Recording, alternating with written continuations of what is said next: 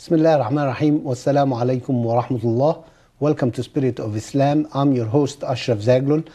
And today we will talk about accountability and responsibility. And I look at us as Muslims and I find most of us feel we are victims. And, you know, this thing we're discussing today, the ladder of responsibility and accountability, deals with should we be victims or should we be accountable, and the difference between both.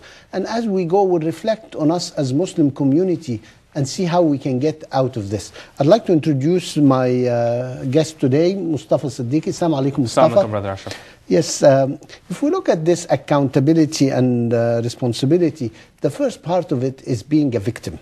And victim, the lowest level is unaware and unconscious. And we find a lot of Muslims unaware and unconscious about what's happening around them. Do you agree, Mustafa? Or? I know, I do agree. I think a lot of Muslims, I think it goes for anyone really. A lot of us are unconscious about what we're doing. I mean, we are conscious and we're not conscious, but we have that sort of victimology in a certain sense that we're not conscious of our own responsibilities and we just carry on without realizing what we should be doing. No, but I give you an example. I know a lot of people who live here in the West and they only read newspapers on the internet about back home. They only watch back home programs on the dish. You know, you try to discuss some of the issues that's in the newspaper that affects the society at large or affect us as Muslims, and they're unaware of what's happening, honestly. I think that's true. A lot of them are unaware, but I think also it's just in partly to play devil's advocate, I think a lot of them feel disengaged from society too. I think, again, I think it's with Muslims slowly that's starting to change, where it's that immigrant mentality when it comes in, and then, you know, that's something that they're comfortable with. Unfortunately, there are some who still go back home and only look back home. But I think slowly we can change that if we bring it to their attention that you're living here and what's happening here is also important. So I think as long as it's brought to their attention, I think it can help change their views when they're here. I don't know how do you really bring it to the attention of somebody that he should read the newspaper every day, he should watch the news, the local news, the national news, even watching programming, you know. Obviously, if you want to speak the language, I figure the best way is to watch TV and let your ears get used to the words and the accent. And people are not. If he's still watching TV programs back home and movies back home, how could he can't even understand the language, let alone progress in it? And that's a difficult question. I don't even know how you would get people who are that entrenched to kind of change around. I think it's just a question of time, really. It comes with time when they'll slowly start changing around. But I think is when you come in as a new immigrant, if that sort of mentality is changed first, sort of when you welcome them to the community, let them know that this is how the community here is, this is how we operate, that we are engaged with society, and to engage society, we read the newspaper, we watch TV, and not that, you know, that those are the only two things that you do, but it's just how you learn about what's going on, and then you can actively participate, not only in helping the Muslim community, but the society as a whole. I'm talking about people who've been here for 10, 15 years. I'm not talking about newcomers. And obviously their children, when they see them doing that, either their children despise this and don't want to be part of it, or they just become more of the same.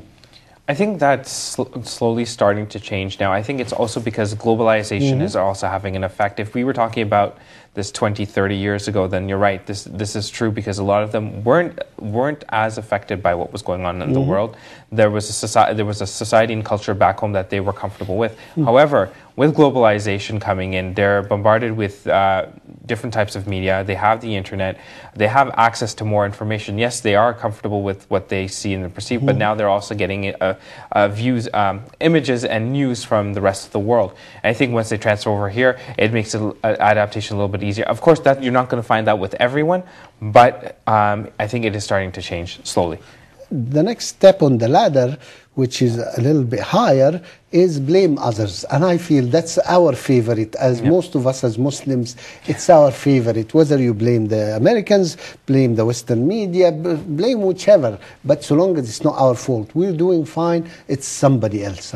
I think that's the easiest thing to do. It's easier to blame someone else than to blame ourselves or self-reflect as to what it is that we're doing wrong or what it is that we should be doing to improve the situation. If we have a certain perception, we don't really go out there and actually change it.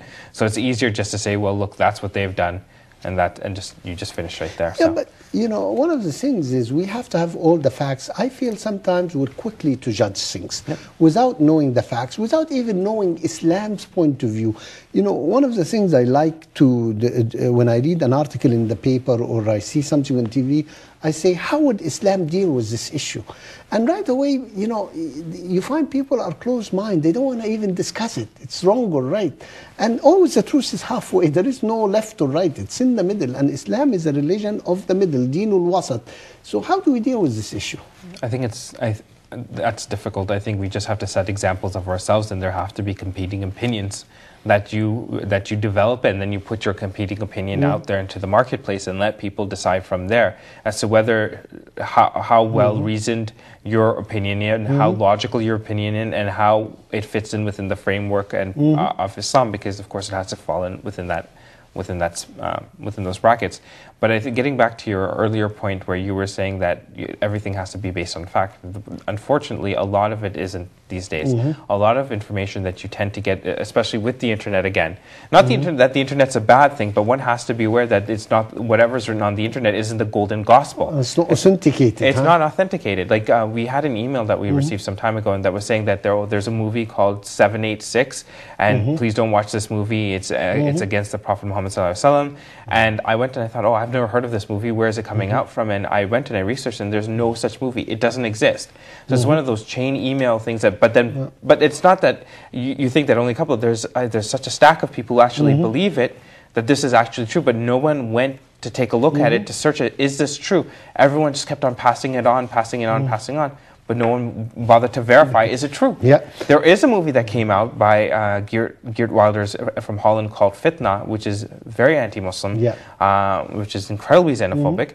But they were saying that this is another movie that has nothing to do with that movie. Yes. So, I mean, if you're not even relating it, saying that you don't have the title right, and you're passing on this information and you've not even fact-checked it, this is a problem. I got an email the other day and it said, the people who want to spread bad things about Islam, the best way they know how to spread it is put it on a Muslim bulletin board and say, this is bad, don't watch it. This is bad, don't read it.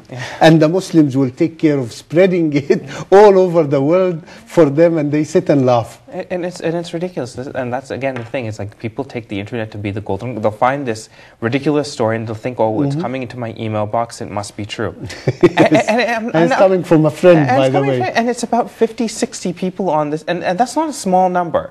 I mean, you see it 50, 60 here, and you see all these forwards, and usually I delete them, but this one I found interesting just to see what it was about. And I was shocked. And this is just not limited to the internet. This happens in newspapers, it happens in TV, it happens in books. Muslims don't fact check the information that they receive. I see all these books on Islam. I don't see, when I look at who the author is, it's just some person. He could have been a doctor, he could have been an engineer, he could have been an accountant. Where did this person study Islam? Does he have any background in the religion? Is there anyone who supports him? Are there any alims? Are there imams? Are there any well-reputed scholars who back up this book? Do we have any sort of academic institutions that back up this book? Nothing. These are just opinions. But people don't take these books to be just opinions. They take that as golden gospel. And this is problematic. So if a book says something that, nutmeg is haram. This is what somebody. Is haram, nutmeg. It's like a condiment that you put in cooking. Somebody was saying that nutmeg is haram. And it's ridiculous. How can this be haram? It's just one of those silly things. But then people end up believing in, or they'll take their cultural viewpoints of what they've learned to be what is wrong, and then they say and it ends up becoming entrenched in what they believe to be Islamic, and they'll say, oh, this is haram. Like, oh, don't cut your nails after, at night, because shaitan will come into your home. It's ridiculous. People believe this in those books, and I don't like that. And maybe it's to stress that Allah subhanahu wa ta'ala tells us in the Quran, يَا أَيُّهَا الَّذِينَ آمَنُوا إِنْ جَاءَكُمْ فَاسِقٌ بِنَبَإٍ فَتَبَيَّنُوا. O you who believe, if somebody comes to you with news, clarify it if it's right or wrong, because you might harm somebody. Just by forwarding the email, you could be harming somebody and you don't know. And that's exactly what this verse says. qualified. And that's what people are harming, because they're already out there looking for this movie that doesn't exist. So it just shows how gullible some people are. And as we said, we're spreading the words against Islam ourselves, because you said you looked for the movie. Yeah. And if it did exist and it was against Islam, somebody is putting propaganda for that movie. Exactly, and that's